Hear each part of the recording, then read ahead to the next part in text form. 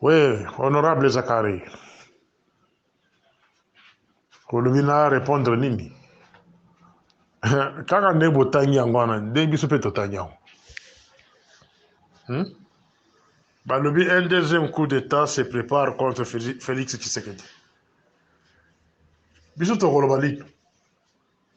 Ba journaliste ba commis ba tchena ba réseaux sociaux. Qu'est-ce que nous on va faire là-bas? Moussa n'a biso zaka ko interpréter. Mais ce qui est plus sûr, maître, coup d'État mogote ko samba na mbogwana. Coup d'État mogote. Selon les infos que nous avons, na niveau cabinet parallèle, il y a eu beaucoup de chefs de l'État. Nano Batona va décider que Ballon l'a été. Parce que le pays est dirigé par les cabinets parallèles. Quand je parle des cabinets parallèles, je vois Bissel et le Bifort.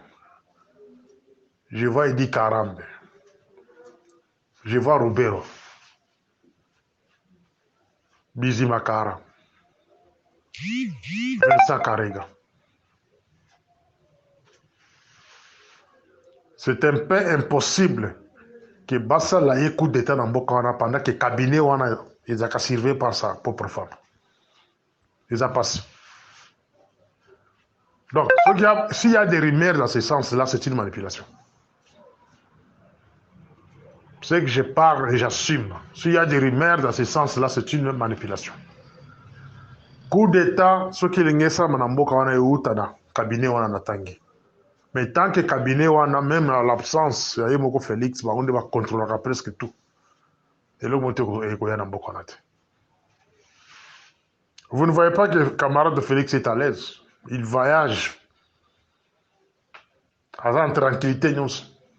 Bobitou n'a raté pourquoi? C'est parce que la situation est sous contrôle. Cabinet parallèle ou en bande va pouvoir. Ce que nous avons comme information est que il y aura beaucoup des actes de sabotage dans Bokawana. Pour nous fragiliser le sous ma casse. Il y a un cabinet on a le sous. Les gens bitumba bandoki entre les sorciers.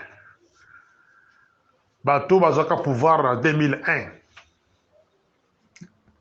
Ba installé Joseph Kabila. Ba respecta ka ba accord mususuté. Il y a AFDEL. Parce que c'est entre l'AFDEL. AFDEL ne a yakawana tilelo.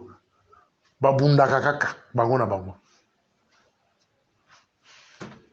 AFDEL.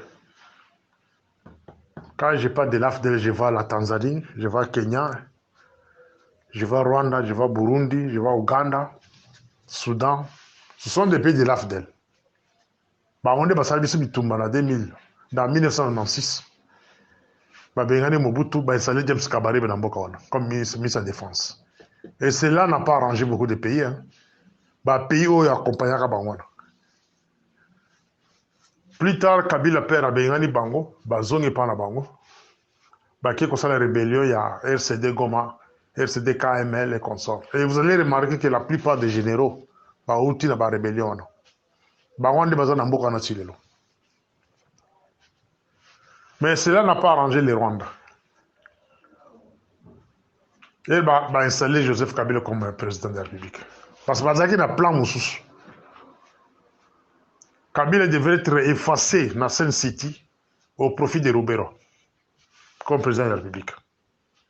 Ça n'a pas tenu. C'est ainsi qu'à peine d'être installé, après 1+4, Bomunaki Bitumamoko Bimaki na Est, Babengi CNDP, une rébellion. De SKO na kolingana loba, na lingi na expliquer, mais na ko expliquer on a audio mususu. Kabila président de la République, Bobengi Rwandais, na période wana. Roubero Rwandais, Bizimakara Rwandais. Tous ces gens-là, bazonga, bazui, 1+4, bazui, poste clé. Mais au même moment, à Est, une rébellion bandit à CNDP avec Koundou Batouari. na Bosco Tangana. Voilà. Même conflit wana de oyo se retrouver na kati ya M23. Et là, et ces gens-là, aujourd'hui, les gens de M23, ils sont en mesure de prendre Goma, ils sont en mesure de Kota Bandundu. Ils sont capables de marcher vers la ville de Kinshasa. Et là, pour le moment, c'est le soutien populaire. Ceux qui ont un soutien populaire, ils vont chasser tout le monde là-bas, dans la ville de Kinshasa. Bon, et vous verrez que dès que Dabino Maleme Boy, distraction mususu bandi. Na monika na poko awa kaka na groupe pour lancer message moko que oh non, FARDC a récupéré ces localités d'île. Et je demanderai aux gens de ne pas nous balancer déjà des distractions ici. Bon, ça là, on a kata Ituri kuna na Beni. Que FARDC a récupéré boy. Et à ADF, à Salibo, à Bengane, on a état-major n'a pas consort. Et aujourd'hui, l'armée ougandaise est encore là-bas. Et c'était une distraction. C'était une façon de nous distraire. La vérité est ailleurs. Ce n'est pas l'ADF qui nous fait la guerre. C'est l'Ouganda qui est venu occuper sa terre. Avec occupé partie naïe. Et là, on est Rwanda, Kanda, il est par côté. Sous M23. Mais na Kanda et Rwanda, ils vont marcher jusqu'à la ville de Kinshasa. C'est ça l'objectif dans l'Angolé. M23 a sous besoin côté que la STT. M23 aujourd'hui veut maintenant marcher vers Kinshasa. Alors nous dire que Balimba Félix coup d'État, c'est nous distraire parce que le vrai problème est ailleurs. Problème les alliés ont mis sur information que non acte de sabotage vous en avez mis la ville de Kinshasa, Congo, de partout pour affaiblir le pouvoir de Tshisekedi. Et le contraire de fuir de lui-même. Dès lors que c'est préparé. Et vous verrez, bon, changement de comportement officiel surtout par l'autorité civile. Parce que la plupart sont déjà recrutés par la rébellion. Et vous verrez les changements à Batouana. Bon, le comportement d'abord, il y a le droit de l'homme. Bon, moi, je n'ai pas qu'on dénoncer. Il ne dénonce rien. Parti politique. Nous avons plus de 700 partis politiques. Bon, qui partis politiques nous ont dénoncé la guerre et consort. Côté. Silence ou non. Ça doit vous interpeller. Église, société civile. Bon, qui attaque catholique est dénoncé. Et c'est une mobilisation générale, non. Tous, ils ont déjà eu des consignes. Il y a des consignes. Il y a des consignes. Et il y aura des actes de sabotage dans le Mokawana. Il y a 200 maisons dans le Sokopao. Il y a une condamnation. Égalité. Frustration wana, il y a population wana. C'est ce que l'ennemi a comme besoin. Les lots, ceux qui aiment 23 lignes information à vie de Kinshasa, il va utiliser Batasokopao, il va copier cette information facilement. Parce que l'État lui-même s'est créé des ennemis là-bas. L'État lui-même, au nom de Félix, le mec qui a une vision,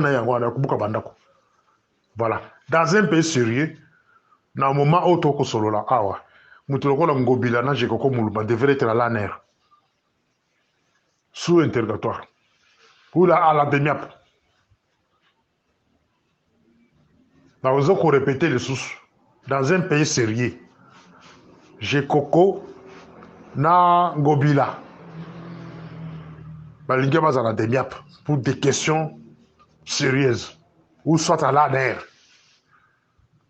Bango mon côté, na commandant de la ville. Alors, nous dire ici que Balima a fait ce coup d'État, moi je dis non, coup d'État égalité. Parce que Félix Atable, on a garde du corps et ancien régime.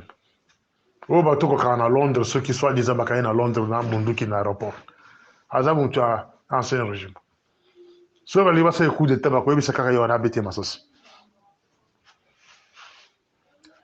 Boyoki. Alors, l'air n'est pas à la distraction. Vous évitez vous en distraire.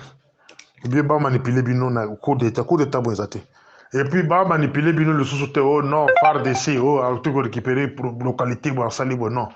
Qu'on vous manipule pas comme ça. Phare d'essai, dans la localité, bon, on récupérer. Les Rwandais contrôlent l'est du pays. Quand l'ONU parle au nom du Rwanda, dit que Bazar a moyen. Pour comprendre que sur le plan diplomatique, nous n'avons pas une bonne diplomatie.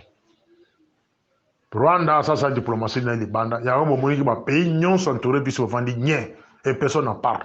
Rwanda, Azara Katia, il y a East Africa Community. Dengmogona Congo. Pourquoi ces pays-là ne condamnent pas l'acte que les Rwandais est en train de faire? C'est ça la question que je pose aux intellectuels qui sont dans ces groupes. Pourquoi les pays ont condamné? Et nous sommes c'est nous, Congo, qui sommes de Togo de SADC. Pourquoi le président ne pense pas à Senga va payer de SADC qui va contraindre de rébellion? Même juste pour la cadre offensive, défensive plutôt, va bloquer l'aéroport à Goma, va protéger la vie de Goma. Pourquoi il ne le fait pas? Allez-y comprendre qu'il y a des consignes sur le plan international. On va payer. Alors, ne venez pas ici avec cette histoire de coup d'État. Il n'y a pas un coup d'État pour le moment. Ce que nous avons comme information, il y aura des actes de sabotage à tous les niveaux. La ville de Kinshasa. Voilà, c'était mon histoire.